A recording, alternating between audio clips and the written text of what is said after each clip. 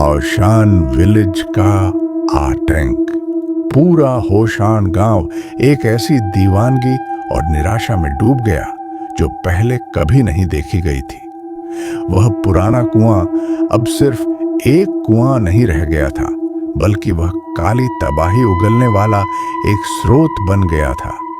चिपचिपा बदबूदार काला पानी आग की लपटों की तरह फैल रहा था और इधर उधर भागते ग्रामीणों का पीछा कर रहा था।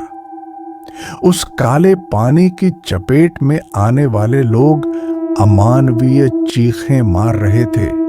उनका मांस जलकर सिकुड़ रहा था और देखते ही देखते वे मुड़कर कोयला बन रहे थे, मानो उनकी आखिरी पल की तड़प पत्थर बन गई हो। मेरे पिता ने मेरा और मेरी मां का हाथ कसकर पकड़ लिया और उस जमा देने वाली ठंड और छन छन होती सड़न की आवाज के बीच जान बचाकर भागे। हमारी पीछे मुड़कर देखने की हिम्मत नहीं हुई, लेकिन पीछे से आती बर्फीली और खूनी हवा हमारा पीछा नहीं छोड़ रही थी। गांव की जानी पहचानी सड़कें अब अजनबी और खतरनाक हो गई थीं। काला पानी अनजाने कोनों से निकलकर हमारे रास्ते रोक रहा था। कुलदेवता के मंदिर चलो, मंदिर चलो, पिता फटी हुई आवाज में चिल्लाए।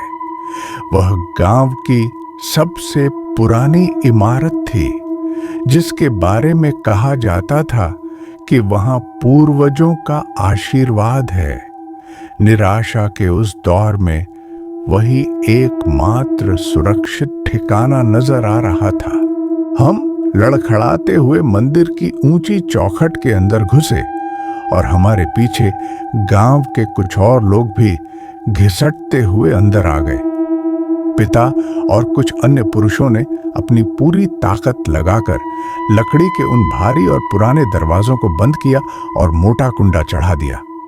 बाहर से काले पानी के दरवाजे से टकराने की भारी आवाजें आ रही थीं और साथ ही उन लोगों की दिल दहला देने वाली चीखें सुनाई दे रही थीं जो बाहर रह गए थे।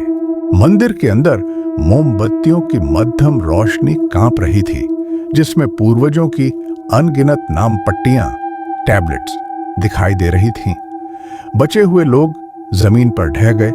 वे बुरी तरह हाँफ रहे थे और उनके चेहरों पर खौफ और अनिश्चितता साफ दिख रही थी।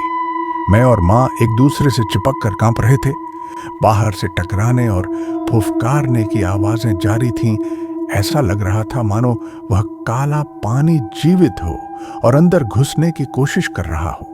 यह दरवाजा उसे नहीं रोक पाएगा, यह नहीं रुकेगा। एक बूढ़े व्यक्ति ने लड़खड़ाती आंखों से बुदबुदाया। निराशा एक ठंडी लहर की तरह मंदिर में मौजूद हर इंसान को निगल रही थी। तभी कबीले के सबसे बुजुर्ग व्यक्ति, जो लगभग कभी नहीं बोलते थे, सहारा लेकर खड़े हुए। उन्होंने कांपते हुए मंदिर के सबसे भीतरी हिस्से की ओर इशारा किया, जहां सबसे ऊपर एक काला और साधारण सा लकड़ी का बक्सा रखा था। उसे खोलो। उनकी आवाज कमजोर लेकिन तीखी थी। पूर्वजों ने इसे छोड़ा था और कहा था कि जब तक पूरे गांव के विनाश का समय न आ जाए, इसे मत छूना। पिता थोड़ा हिचकिचाए, फिर सबकी नजरों के सामने ऊपर चढ़कर धूल से भरा वह बक्सा उतारा। जब उसे खोला गया तो उसमें सोना चांदी नहीं, बल्कि कुछ पुरानी चीजें थीं। एक पीली पड़ चुकी नाजुक कागजों वाली किताब, छूने में बर्फ जैसी ठंडी एक कांस्य ब्रॉन्ज के अष्टकोणीय दर्पण, बागुआ मिरर और लाल रेशमी धागे से बंधी सूखी हुई अनजान जड़ी बूटियां। उस किताब के मुख पृष्ठ पर प्राचीन शैली में कुछ शब्द लिखे थे। फुआन लू, फुयुअन रिकॉर्ड।